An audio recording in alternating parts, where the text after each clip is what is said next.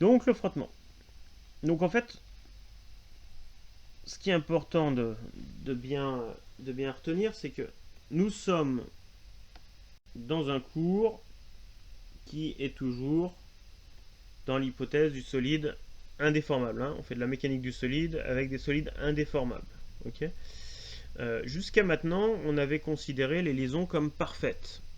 Parfaites, c'est-à-dire des géométries parfaites. Hein. Quand on parle de cylindres, c'est des cylindres. Des plans, c'est des plans. Des sphères, c'est des sphères.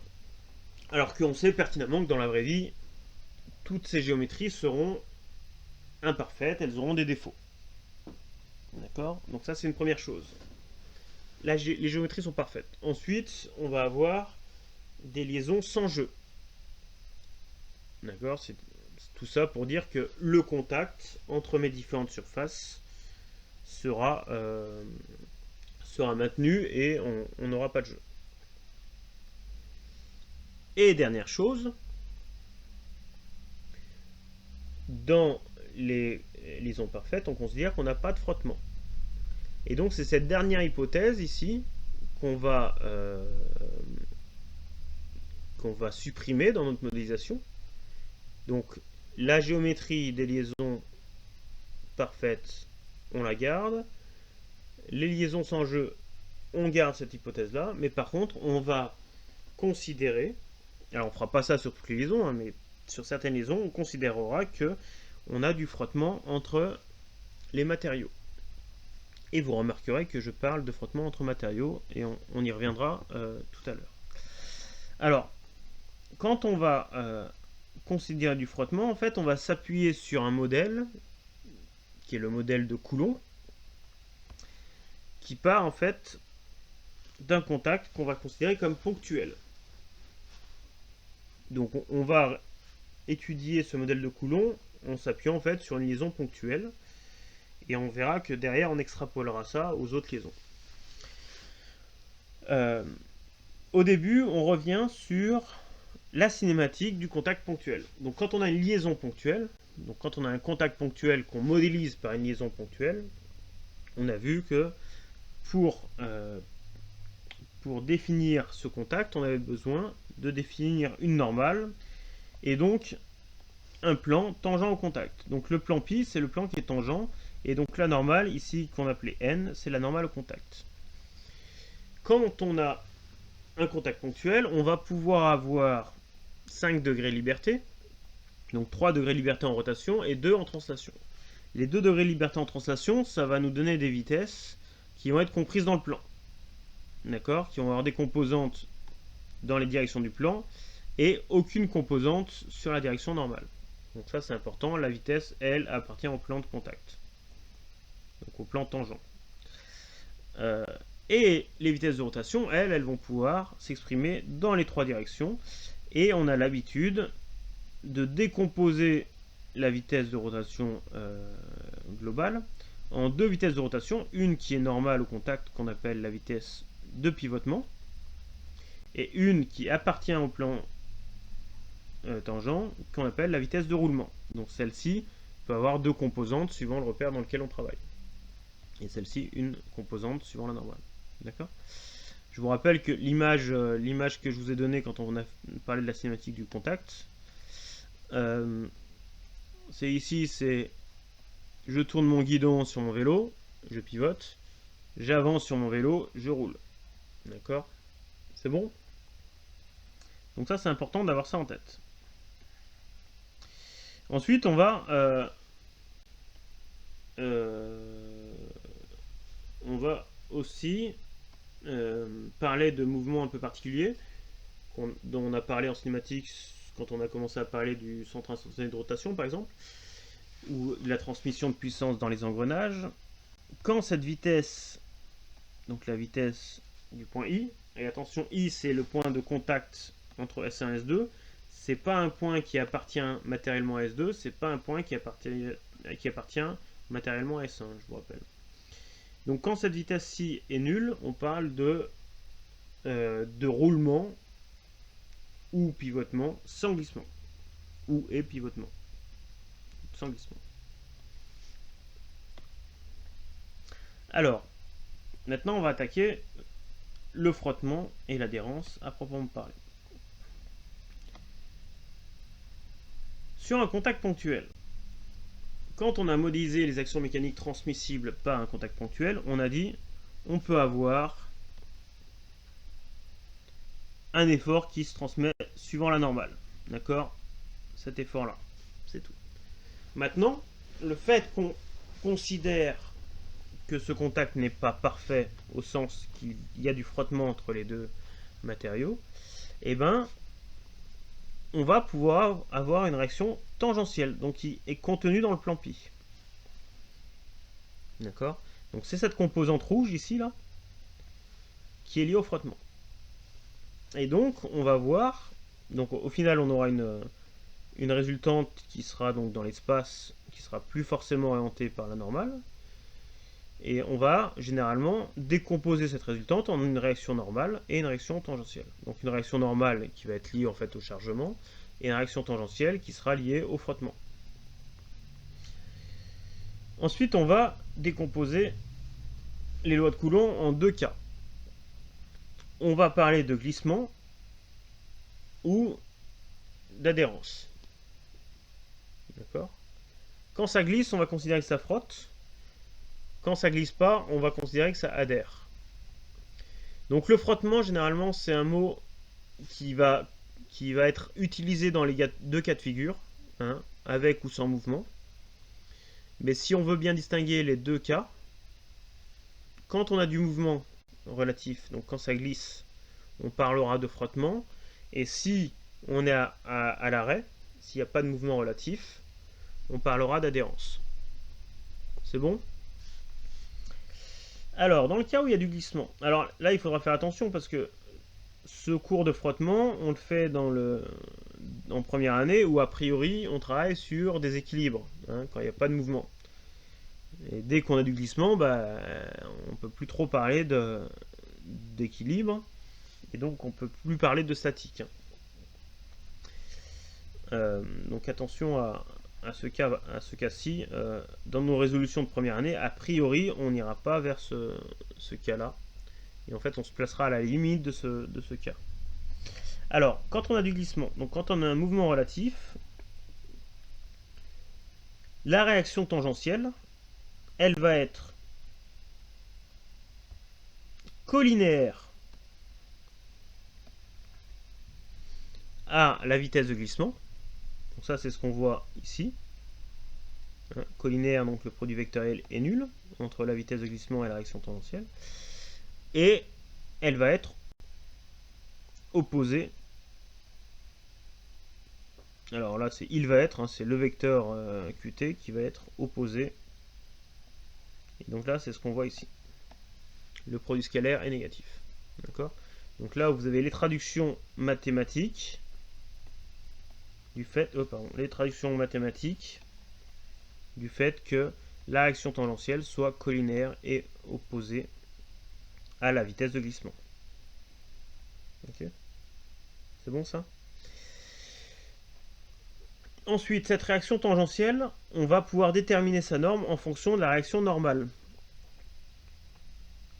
Et la loi de Coulomb nous donne que cette réaction tangentielle, elle va être égale à la réaction normale fois ce qu'on appelle le coefficient de frottement, F. Ce F, on va pouvoir exprimer tangente phi. Tangente phi avec phi qui est en fait cet angle entre la normale et la réaction résultante de 1 sur 2. Et ce F, qui est égal à tangente phi, il est donc dépendant, et là, c'est là où c'est important, du couple de matériaux en contact. De la lubrification, d'accord?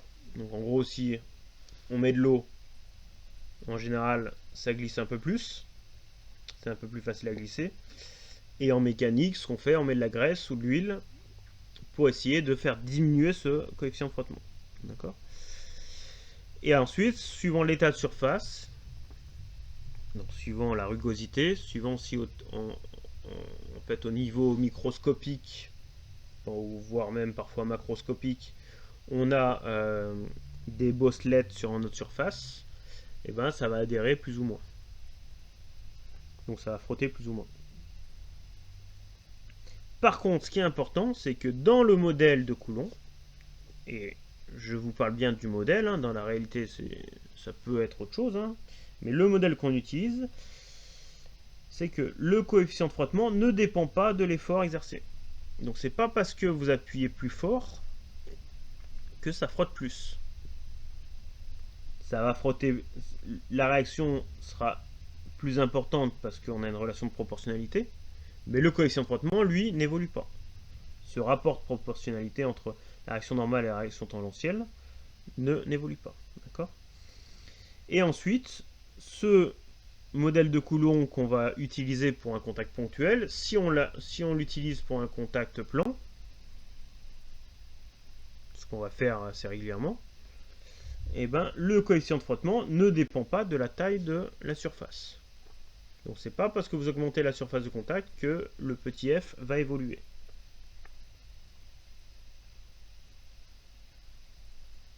Est-ce que c'est bon ça?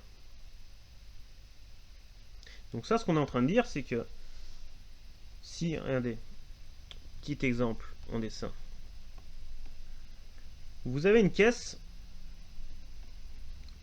qui est posée sur un sol.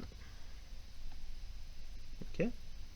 Donc en gros là, vous avez une surface de contact S là. Cette caisse, elle fait un poids donné. Elle a un poids donné. Ok? Donc la réaction du sol, elle va être forcément opposée. Donc la réaction normale, elle va être opposée comme ça. Si vous voulez venir avec vos petits bras pousser comme ça, pousser avec une force T, d'accord, vous allez avoir une réaction tangentielle qui va être liée au frottement, qui va s'opposer et qui va dépendre du coefficient de frottement. Donc au maximum,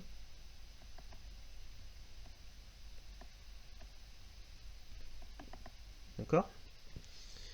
Maintenant, si vous prenez cette même caisse et que vous dites, bah en fait, ça frotte trop parce que ma surface de contact est trop importante, et si vous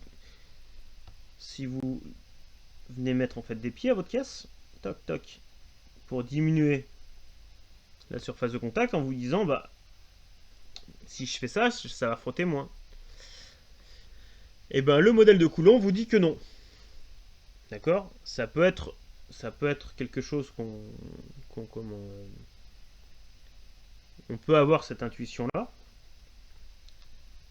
Et dans les faits, c'est peut-être vrai, hein, que ça va réduire un peu la résistance tangentielle, cette façon le fait de diminuer la surface.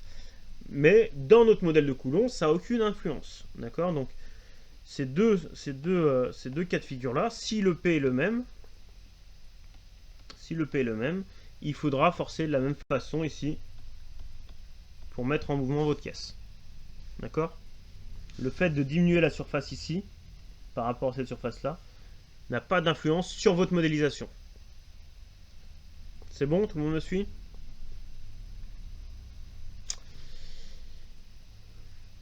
Pas de réaction, je continue. Alors, ici vous avez quelques valeurs usuelles, et ce qui est important de bien voir, c'est que dans ce tableau-là, alors déjà on voit l'évolution entre à sec et lubrifié. Alors c'est des valeurs qui sont indicatives, hein. Ça va dépendre, là, acier sur acier, ça veut rien dire, hein. Il faut savoir de quel acier on parle, et quand on dit lubrifié, bah, de quelle manière c'est lubrifié, quel est la surface, ainsi de suite. Donc c'est des valeurs qui sont indicatives, c'est des ordres de grandeur qu'on vous donne, hein. Okay. Ce qui est quand même important de remarquer sur ce tableau, c'est qu'a priori, quand on regarde ça, on a l'impression que ce petit f, il est toujours inférieur à 1. Et ça, physiquement, ça paraît, si on reprend notre petit exemple de caisse là,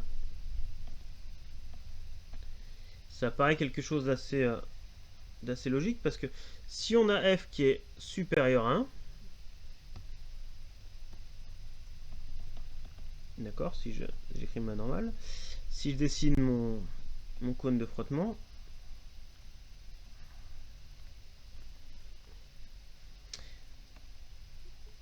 pardon, F égale 1, en fait, on va tomber sur quelque chose à 45 degrés. Hein.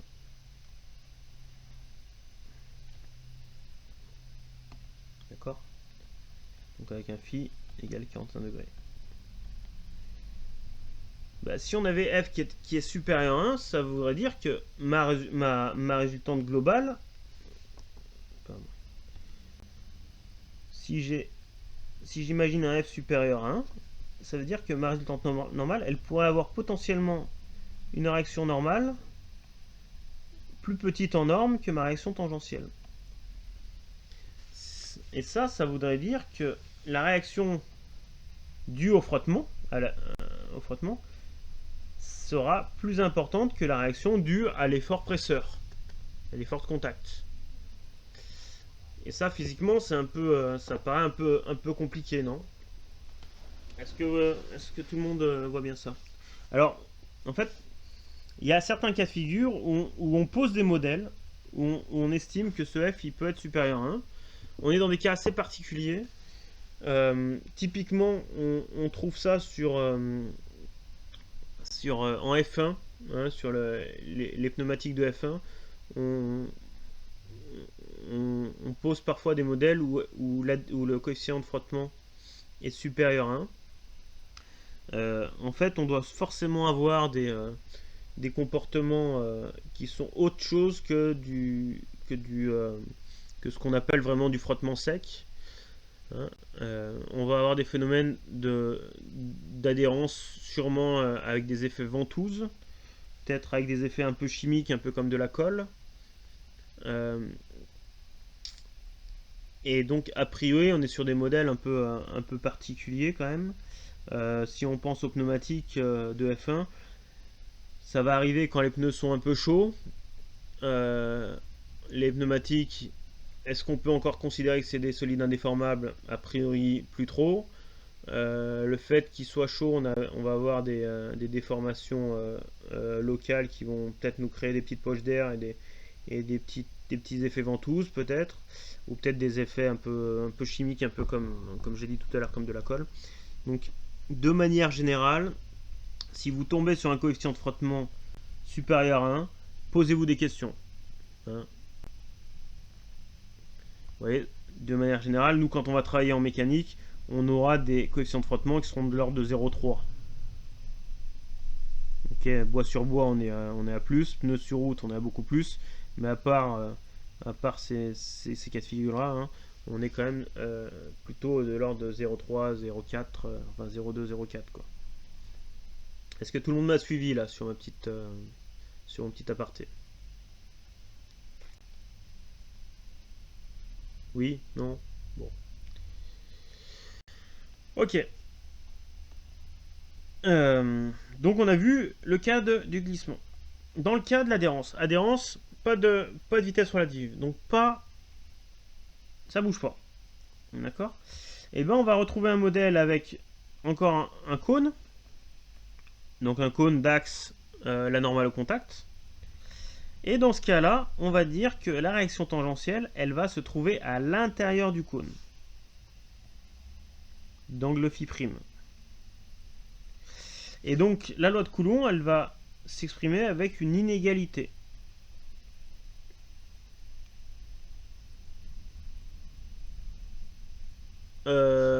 Alors, je m'arrête. Paul, qu'est-ce qui se mesure en soi?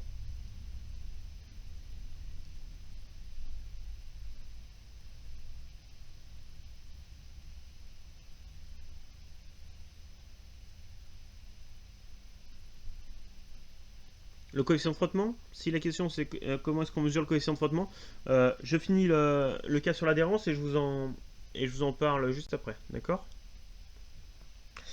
Oui, donc dans le cas de l'adhérence, en fait, la loi de Coulomb, elle nous dit, bah, on a un coefficient d'adhérence, f', qui est égal à la tangente phi', donc soit on l'exprime avec cet angle phi', soit avec f', hein, peu importe, c'est la même chose. Donc ça va nous permettre de déterminer un cône d'adhérence, et je sais que la réaction du solide sur l'autre solide va se situer à l'intérieur de ce cône. Mais où dans le cône, on n'en sait rien. Et donc ça se traduit mathématiquement par cette inégalité-là. Ok.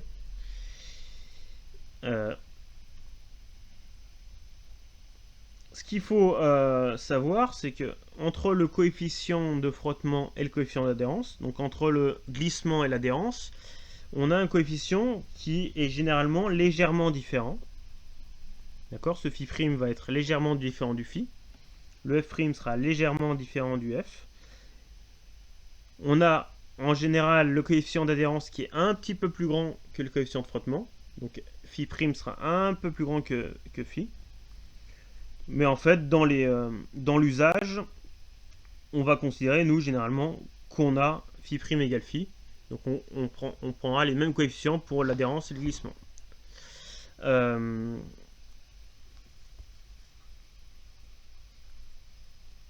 Le dernier point là qui est écrit ici, c'est que quand on travaille, en fait, généralement, nous, on se met dans des cas limites.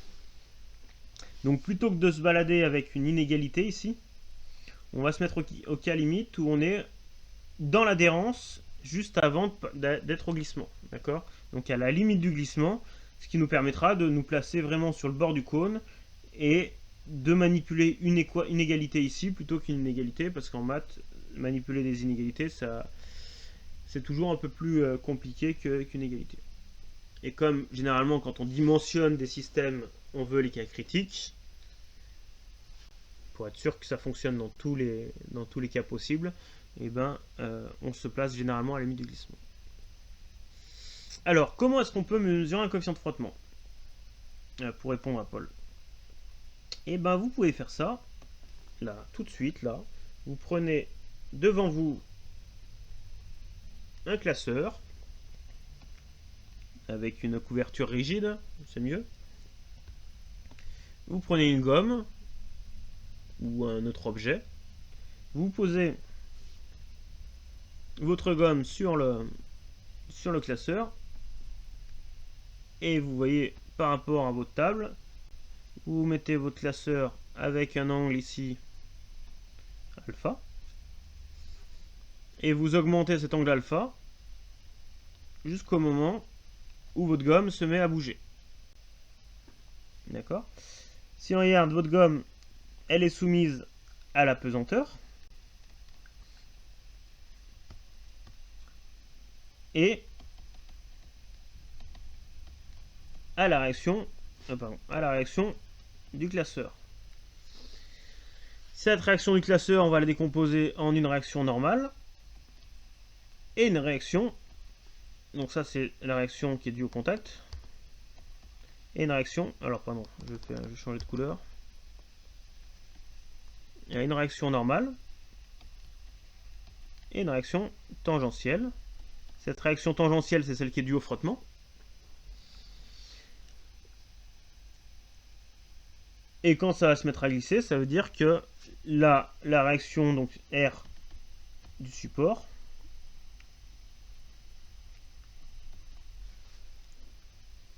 elle sera à la limite du cône de frottement et elle ne pourra plus compenser le glissement.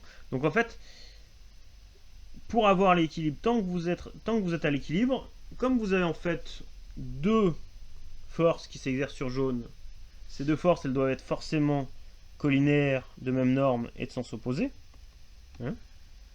Donc en fait, regardez, à l'équilibre, vous avez quelque chose qui est comme ça. Donc le poids qui est comme ça, et la réaction qui est comme ça.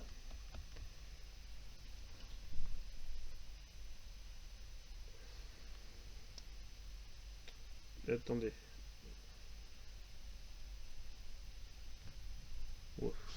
La réaction qui est comme ça.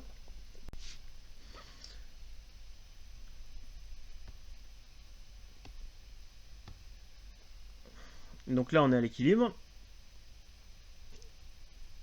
Donc si je me place, regardez, pardon, si je me place sur des angles qui sont inférieurs,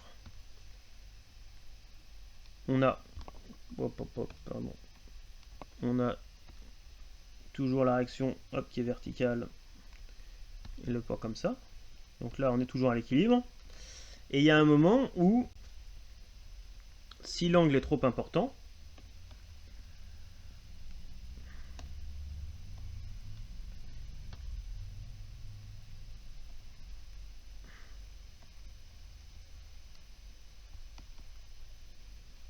ma réaction elle va être comme ça. Mais là, la somme de mes deux forces n'est pas nulle, donc ici on va avoir une vitesse. Okay. Et ben ça, si on regarde, ça veut dire que dans ce cas-là, regardez, par rapport à ma normale, mon cône de frottement il peut être comme ça. Ici, si je suis dans mon cas critique, ma résultante elle est sur le bord de mon cône. Et ici,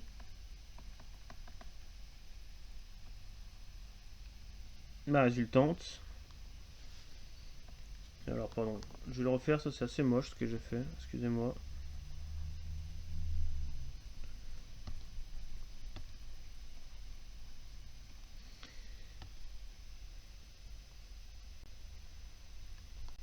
Parce qu'en fait là,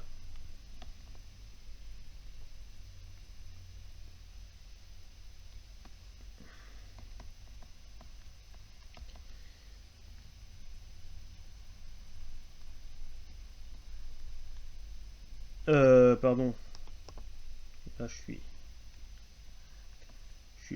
toujours sur le bord de mon cône, mais par contre, si je voulais avoir équilibre, il faudrait que ma réaction rouge là, elle sorte de mon cône. Ok? Et ça, c'est physiquement impossible. Donc en fait, mes deux forces ne peuvent pas être collinéaires. Donc je ne peux pas avoir équilibre.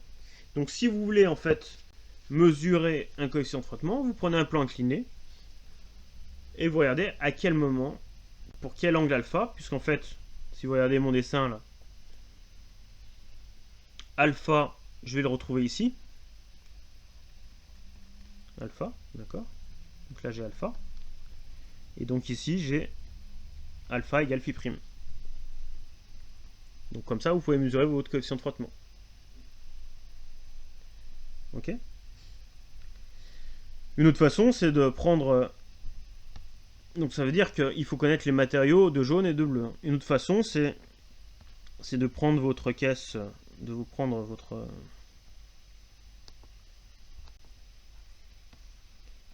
Si vous connaissez le poids ici, donc vous mettez à l'horizontale, vous connaissez le poids, vous venez exercer un effort avec un dynamomètre ici, donc vous mesurez cette force T.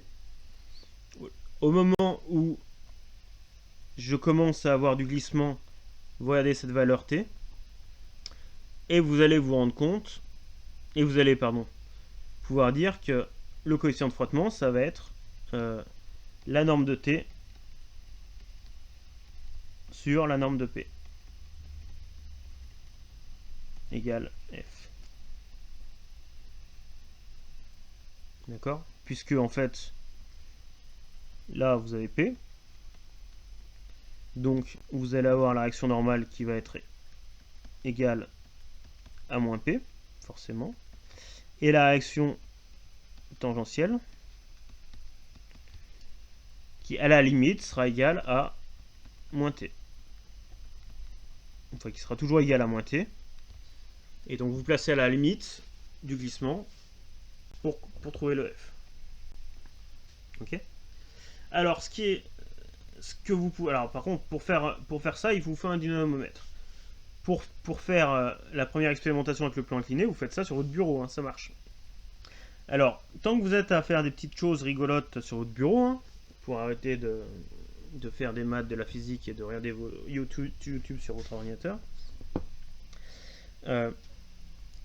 quand vous faites ça, vous pouvez observer, alors il faut être un peu précis puis un peu précautionneux, mais vous pouvez observer le fait que le coefficient de glissement, donc de frottement, soit légèrement plus petit que le coefficient d'adhérence. Alors si vous avez un dynamomètre, en fait, si vous tirez Donc si vous tirez ici, là, avec un dynamomètre c'est juste un petit ressort, vous pouvez prendre juste un petit ressort, hein. Regardez l'allongement du ressort. Bah, vous pouvez voir que l'effort qui va vous permettre en fait de faire décrocher, donc de générer le mouvement, il sera généralement supérieur à l'effort que vous allez exercer quand vous allez euh, faire déplacer pendant le déplacement du solide. Hein. Une façon de faire ça, c'est assez... vous pouvez regarder, je crois que sur YouTube, on trouve assez facilement des expériences comme ça. On met en fait un tapis roulant ici, et un ressort qu'on attache. Et bien si vous regardez, au moment, si on fait démarrer doucement le tapis roulant, donc ça fait allonger le ressort, et vous allez vous rendre compte que au moment où ça se met à glisser, donc au moment où l'effort du ressort devient assez important pour faire glisser, et ben le ressort il va se raccourcir. Et après vous aurez du glissement, puisque le tapis roulant va continuer à tourner, et vous n'allez plus voir bouger votre pavé. Donc ça, on le voit assez bien, donc on a un allongement un peu plus important au moment, tant qu'il y a adhérence entre le tapis roulant et le solide, et dès que ça glisse, hop, l'allongement du ressort diminue. Donc on voit bien que ça montre bien ici que le coefficient d'adhérence est un peu plus important que le coefficient de glissement. Sur votre plan incliné, alors il faut faire attention parce qu'on a toujours après les problèmes des accélérations, mais en fait on peut voir que si vous augmentez alpha, à un moment ça va décrocher. Donc là vous allez trouver votre coefficient d'adhérence. Si vous placez un angle légèrement plus petit que alpha, donc si vous placez en gros à la limite de l'adhérence, si vous touchez rien, ça adhère, et hop, si vous faites bouger un peu votre pavé, il va se mettre à glisser. Si vous arrêtez d'appuyer sur le pavé, a priori, si on néglige l'accélération au départ, là, les effets d'inertie, il devrait s'arrêter à nouveau. Et bah c'est pas le cas. D'accord. Ou alors, si vous voulez, vous mettez, donc si vous mettez un angle un peu plus petit et que vous générez le glissement, vous n'allez pas retrouver l'adhérence, alors qu'en restant à cet angle-là et en le posant à l'équilibre, il ne bougera pas. Et dans un premier temps, on peut négliger les effets d'inertie. Hein.